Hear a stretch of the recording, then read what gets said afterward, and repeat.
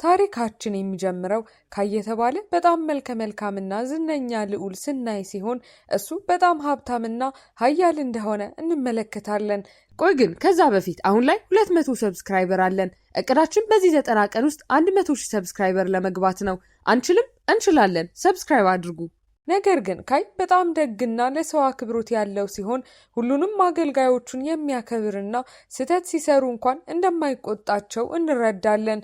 ዜንና ኤያን የተባሉ ሁለት የቅርብ ጓደኞችና ታማኝ ረዳቶች ያሉት ካይ ዜን ቀኝ እጁ ሲሆን ኤያን ደግሞ እንደ ግራ እጁ ስለሆነ ሁልጊዜም ከጎኑ አይጠፋም። አንድ ቀን ምሽት ላይ ካይ የሟች እናቱን ፎቶ እያየ ሳለ አባቱ በጣም አስፈላጊ በሆነ ዜና ምክንያት ይደውልለታል። አባቱ ኒያ ስለተባለችው የመጀመሪያ ፍቅረኛው ይነግረውና ኒያ ከ4 ዓመት በፊት ከዚህ ዓለም በሞት በመለየቷና ሊና የተባለች ሴት ልጅ ትታ እንደሄደች ያብራራለታል።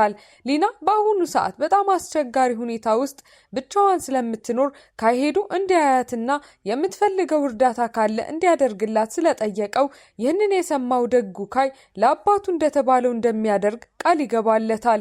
በቀጣዩ ትዕይንት ላይ ካይ በውድ መኪና ወደ ሊና ሁለተኛ ደረጃ ትምህርት ቤት ሲደርስ ያዩት ተማሪዎች ከታዋቂ አካዳሚ የመጣን ልዑል በደሃ ትምህርት ቤታቸው በመመልከታቸው በጣም ይደነግጡና በተለይም ሴቶቹ ወዲያውኑ ለእሱ ያላቸውን አድናቆት ያሳያሉ። ካይ ረዳቶቹን ወደዚህ የመጣው የአባቱን የመጀመሪያ ፍቅር ልጅ የሆነችውን ሊናን ለመፈለግ እንደሆነ በመግለጽ እሷን በማፈላለግ ላይ ሳሉ ካይ ለአባቱ ለማሳየት የሊናን ቪዲዮ እንዲቀዳ ኤያንን ያዘዋል። በድንገት የካይ አይን ለአንድ አጭር ፊልም ቀረጻ ልዕልት መስላ በምትተውነው አንዲት ልጅ ላይ ሲያርፍ ልጅቷም አንተ የኔ ሁሉ ነገሬ ነህ የሚል መስመር እየተናገረች ስለነበር እነዚህን ቃላት ሲሰማ ካይ ልቡ ሙሉ በሙሉ በመማረኩ ወዲያውኑ ከእሷ ፍቅር ይይዘዋል። በዚህ ጊዜ ዳይሬክተሩ ወደ ጎን እንዲሉ ነግሯቸው ካይም ሊና የምትባል ልጅ እንደሚያውቅ ሲጠይቀው ዳይሬክተሩ እየሳቀ ወደ ተዋናይቷ እየጠቆመ ሊና እሷ ናት በማለት ስለነገረው ይህንን የሰማው ካይ በሁኔታው በጣም ይደነግጣል። የሊናን ድንቅ ትወና ልቡ በፍጥነት እየመታ ከማየቱም በላይ እጁን ደረቱ ላይ አድርጎ እየፈለግኳት የነበረችው ልዕልት እሷ ናት ሲል ለራሱ ካንሾካሾከ በኋላ ከቀረጻው ፍጻሜ በኋላ ካይ በድብቅ ሊናን ተከትሎ በአንድ ሬስቶራንት ውስጥ አስተናጋጅ ሆና ጠንክራ ስትሰራ ይመለከታታል። የካይ ልብ ለዚች ጠንካራ ሰራተኛ ልጅ እንግዳ የሆነ አዲስ ስሜት ከተሞላበት በኋላ በዚያ ምሽት የሊናን ቪዲዮ ደጋግሞ እየተመለከተ ምን ያህል ቆንጆ እንደሆነች ለረዳቶቹ ሲነግራቸው ኤያን ቢስማማም ዜን ግን በነገሩ እርግጠኛ ስላልነበር እንዴት ተራ ልጅ የኛ ልዕልት ልትሆን ትችላለች ሲል ይጠይቃል። ካይ ግን ሊና ለነሱ በጣም ልዩ የሆነችው ልክ እንደ ሟች እናቱ ስለምትመስልና ድምጿም የእሷን ስለሚመስል እንደሆነ ከመለሰላቸው በኋላ አባቱ እናቱን ሁልጊዜ የሚከዳ ሀብታም ሰው እንደነበርና በዚህም ምክንያት እናቱ ብቻዋን ስላሳደገችው ሁልጊዜም ሴቶችን እንዲያከብርና ፍጹም ልዑል እንዲሆን እንዳስተማረችው ያብራራላቸዋል።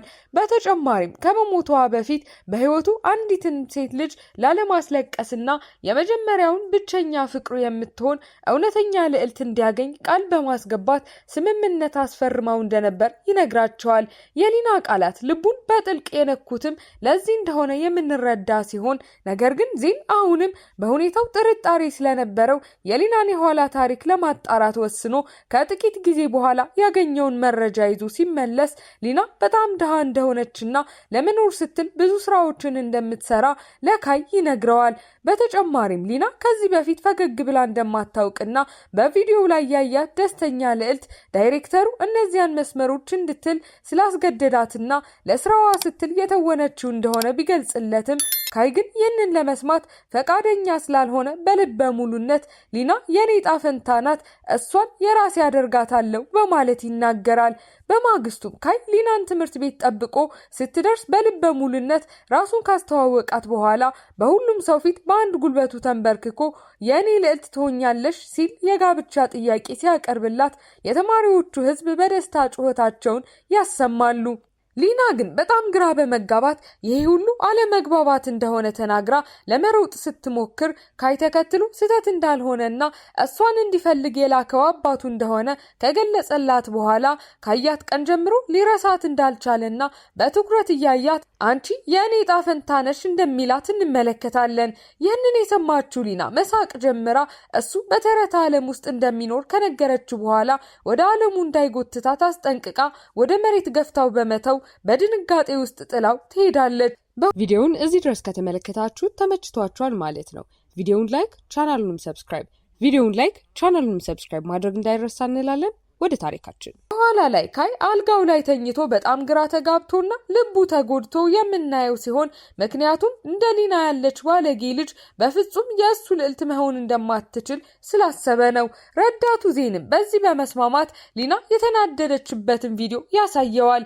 ይህ በእንዲህ እንዳለ ኤሊ የተባለ የተማሪዎችን ስም ባለማስታወስ የሚታወቅ መልከ መልካም የትምህርት ቤቱ አማካሪ አዲስ ገጸ ባህሪ የምናይ ሲሆን ልዑል ካይ ሊና የምትባል ልጅን ለማግኘት ወደ ትምህርት ቤቱ እንደመጣ ሲሰማ በጣም እንደሚገረም እንረዳለን። በሌላ በኩል ካይ እንደ ሊና ያለች ልጅ ከእናቱ ጋር በማመሳሰሉ የእናቱን ፎቶ ይቅርታ እየጠየቀ ሳለ አባቱ በድጋሚ ደውሎ የሊናን ቪዲዮ ሲያይ ልክ እንደ እናቱ እንደምትመስል ስለነገረው ካይ ወደ ሊና ቤት ሄዶ በድጋሚ እንዲያያት ትዕዛዝ ይሰጠዋል። ካይ ሳይወድ በግድ ወደ ሊና ድሃ ሰፈር ሄዶ እዚያ ሲደርስ ሃን የተባለ ልጅ ብቅ ብሎ የሊናን የወንድ ጓደኛ እንደሆነ በመናገር ከሷ እንዲርቅ ቢያስጠነቅቀውም ሊና ወጥታ ሃን ጎረቤቷ ብቻ እንደሆነ ካብራራችለት በኋላ በንዴት እየተራመደች ስትሄድ እግሯ ተሰናክሎ ትወድቃለች። ካይ ሊይዛት ሲፈጥን ሁለቱም ስለወደቁ በዚህ ግርግር ውስጥ ከንፈሮቻቸው ሳይታሰብ ይነካካሉ። ሊና በድንጋጤ ወዲያውኑ ከሮጠች በኋላ በማግስቱ ካይ ድንገተኛውን መሳሳም እያስታወሰ ሲያፍር እንመለከታለን። ትምህርት ቤት ውስጥ አማካሪው ኤሊ ሊናን አግኝቶ ከልዑል ካይ ጋር ስላላት ግንኙነት ሲጠይቃት እሷ ግን ተበሳጭታ ትሄዳለች። ወደ ቤተ መንግስት ስንመለስ ካይ ከአባቱ ጋር ባለጌ የሆነ ጠንካራ ወጣት ሲያገኝ በጣም ቢደነግጥም ይህ ሰው ሪዮ የካይ ታላቅ ግማሽ ወንድም እንደሆነ እንረዳለን። የካይ አባት ሁለቱንም ልጆች አስቀምጦ ሪዮ የካይን እናት ከማግባቱ በፊት ከነበረው ሌላ ግንኙነት የተወለደ ልጁ መሆኑን ያረጋግጥላቸዋል። ከዚያም አባትየው በጣም አስፈላጊ የሆነ ተግባር በመስጠት ሊና በብዙ ዕዳ ውስጥ እንደገባች ነገር ግን እርዳታ ለመቀበል በጣም ኩሩ እንደሆነች ካብራራላ በኋላ ከልጆቹ አንዱ ሊና በፍቅር እንድትወድቅ አድርጎ ማግባት እንዳለበትና ይህንን ያደረገው የቤተሰቡን ሙሉ ሀብት እንደሚወርስ የሚገልጽ እቅድ ያቀርብላቸዋል። ሪዮ በግዳጅ ግንኙነት እንደማይፈልግና አስቀድሞ የሚወዳት ሌላ ሰው እንዳለች በመናገር እንዲሁም ካይም በሊና አያያዝ አሁንም እንደተናደደ በመግለጽ ሁለቱም ወንድማማቾች ሀሳቡን ቢቃወሙም አባታቸው ግን ሊናን የራሱ ያደረገ ሁሉንም ሀብት እንደሚያገኝ በመግለጽ ለመወሰን 3 ቀን ይሰጣቸዋል። ስለ ስምምነቱ እያሰበ ካይ ከረዳቱ ዜን ጋር ሲወያይ ዜንም ሊናን የምትወዳት መስለህ አንዲ በፍቅር ከወደቀችልህ በኋላ ውርሱን አሸንፈህ የበቀል እርምጃ እንድትወስድባት ሲል ሀሳብ ስለሰጠው ካይ በእቅዱ ተስማምቷል። ይህ በእንዲህ እንዳለ የካይ ሌላኛው ረዳት ኢያን ሪዮ ስለ ሊና ምን ያህል በቁም ነገር እንደሚያስብ ለማወቅ ሪዮን ሊያገኘው ይሄዳል። ሪዮ ሌላ ሴት እንደሚወድ ቢናገርም ኢያን ሊና ልዕልት መስላ የተወነችበትን ቪዲዮ ሲያሳየው የሪዮ አይኖች በደስታ ከመብራታቸውም በላይ ለረጅም ጊዜ ሲፈልጋት የነበረ ስለመሰለ በመጨረሻ አገኘሁሽ ይላል። ከ3 ቀናት በኋላ ካይና ሪዮ በአባታቸው ፊት ቆመው ሁለቱም በስምምነቱ መስማማታቸውን አረጋግጠዋል።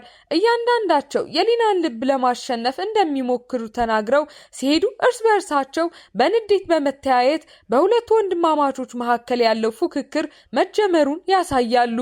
ካይም እሷ የኔ ናት እንድታሸንፈኝ አልፈቅድልህም በማለት ዝቷል። በቀጣዩ ትዕይንት ላይ የሪዮን ቤተሰብ ስንመለከት ጄ የተባለ የእንጀራ ወንድም እንዳለውና በጣም እንደሚቀራረቡ የምንረዳ ሲሆን በዚያ ምሽት ጄ ሪዮ ሰክሮ በእንቅልፍ ልቡ የፍትህ ጀግናይን ስለማግኘት ሲያወራ ከሰማ በኋላ የወንድሙን ስልክ ሲመለከት የሊናን ቪዲዮ ያያል። ከ1 ዓመት በፊት ሪዮ ሊና አንዳንድ ጉልበተኞችን በድፍረት ስትከላከል እንዳያትና በዚያው ቅጽበት እውነተኛ ጀግና እንደሆነች በማመን በፍቅር እንደወደቀ የምንረዳ ቢሆንም እስከዛሬ ድረስ ስሟን ግን አያውቅም ነበር። ጄ ወንድሙን ለመርዳት ወስኖ ወደ ሊና ትምህርት ቤት ሄዶ እውነቱን ያጣራል።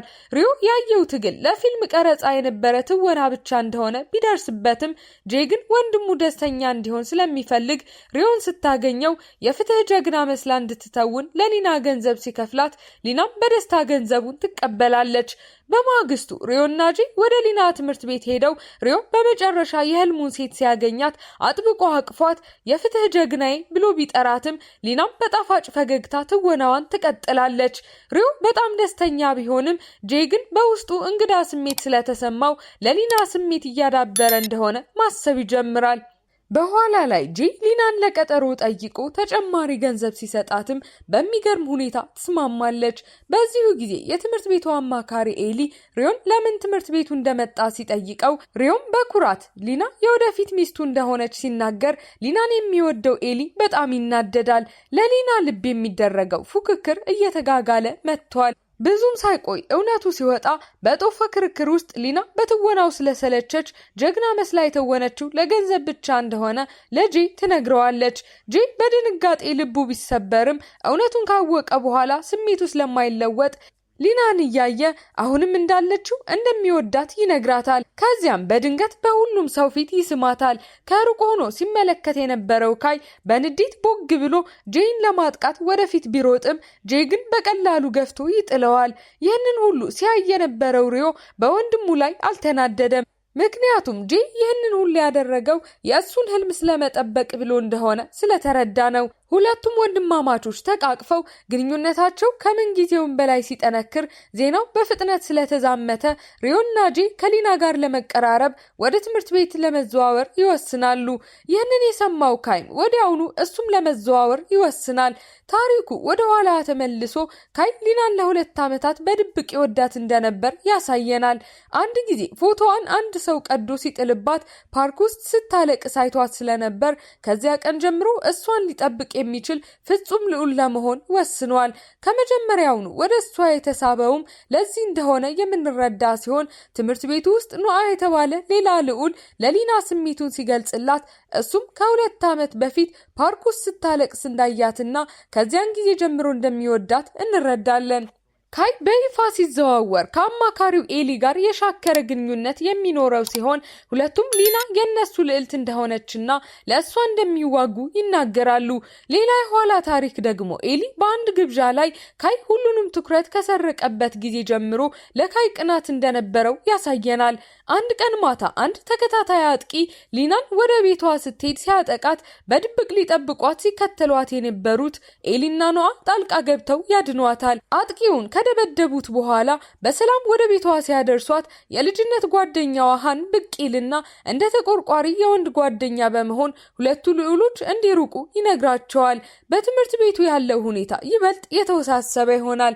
የትምህርት ቤቱ ሊቀመንበር ይህንን እንደ አንድ እድል በመቁጠር የአፈ ታሪክ ልዑል ውድድር ሲያውጅ ከሊና ጋር ሚስጥራዊ ስምምነት ያደርጋል። የውድድሩን አሸናፊ እንደምታፈቅር በይፋ ካወጀች ሁሉም ዕዳዎቿ እንደሚከፍልላት ቃል ሲገባላት ሊናም ለገንዘብ ስትል ተስፋ ቆርጣ ትስማማለች። ውድድሩ ይፋ ሲሆን ካይ ወንድሙ ሪዮ፣ የሪዮ የእንጀራ ወንድም ጄ፣ አማካሪው ኤሊ፣ ዳንሰኛው ኑአና የሊናን የልጅነት ጓደኛ ሃንን ጨምሮ ሁሉም ልዑሎች የሊናን ልብ ለማሸነፍ በቁርጠኝነት ይመዘገባሉ። ሁሉም በትምህርት ቤቱ በር ላይ ቆመው ለሊና እንደሚወዳደሩ ያውጃሉ። ካይ በስጦታ ሊማርካት ቢሞክርም ውድ የሆነ የአበባ እቅፍ አያስደምማትም። ከቅመማ ቅመም ሳጥን የወጣች ትንሽ ርካሽ አሻንጉሊት ግን በደስታ እንድትስቅ ታደርጋታለች።